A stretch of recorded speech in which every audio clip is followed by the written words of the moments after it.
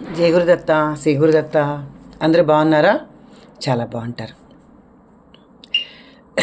సరే, ఈరోజు మన వీడియో ఏమీ జరగలేదని, వయసు అంతా అయిపోతుందని, ఎన్నిసార్లు చేసినా అపజయమే వస్తుంది, విజయం రావట్లేదు, ఇంకింతేనా నా జీవితం అనుకునే వాళ్లకు ఈ వీడియోనండి. ఇప్పుడు అలా నిరాశ పడద్దండి. ఎందుకంటే నిరాశ మనిషిని కృంగతీస్తుంది. ఆశ అనేది బలాన్ని పెంచుతుంది, మన యొక్క ఆయుష్ను కూడా పెంచుతుంది.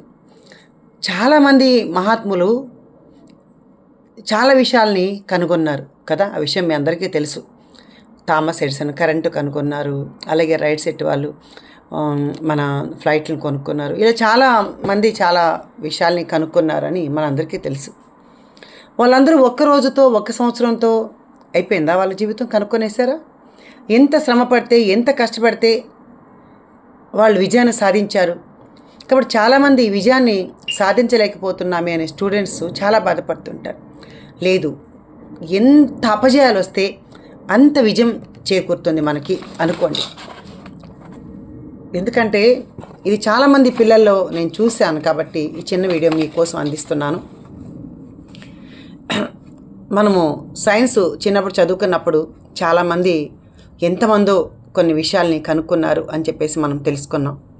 వాళ్ళలో స్టీవెన్సన్ అనే అతను ఒక యంత్రాన్ని కనుక్కొనే దానికి 15 సంవత్సరాలు కష్టపడ్డాడంట. 1 సంవత్సరం 2 సంవత్సరాలు కాదు, ఇన్ని సంవత్సరాలు కష్టపడ్డారే, మరి మీ జీవితాన్ని లాస్ అయిపోయినారని మీరు ఎప్పుడు అనుకోలేదా అని అంటే, నేను అపజయం పొందిన ప్రతిసారి ఎంతో గర్వంగా ఫీల్ అయినాను. ఎందుకంటే దాని వెనుక ఎంతో సంతోషం ఉంది.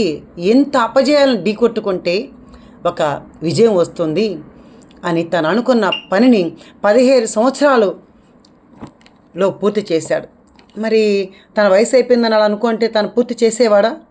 కాబట్టి ఎప్పుడు ఆశ అనేది పెట్టుకోండి మై డియర్ స్టూడెంట్స్.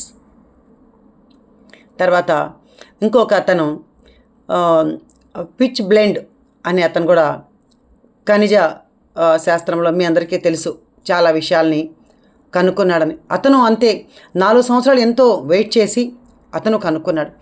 అలాగే ఇంకా జేమ్స్ వాట్ అయితే 30 సంవత్సరాలు పాటు నిరంతర శ్రమ చేసి తను అనుకున్న దాన్ని కనుక్కునేదాకా తను వదిలిపెట్టలేదు. మరి మనము ఏదో 1 సంవత్సరం పరీక్ష రాసేసి అయ్యో నేను పాస్ కాలేదని నిరాశ నిస్పృహకు లోనై పెద్దవాళ్ళని బాధపెట్టి, మీరు బాధపెట్టి అలా బాధపడద్దండి. ఎప్పుడు ఓపిక లాభదాయకం. కాబట్టి మీరందరూ కూడా ఇలాంటి మహాత్ముల్ని ఆదర్శంగా తీసుకొని మనం అందరూ సంతోషంగా జీవించాలని మనస్ఫూర్తిగా కోరుకుంటూ జై గురుదత్త.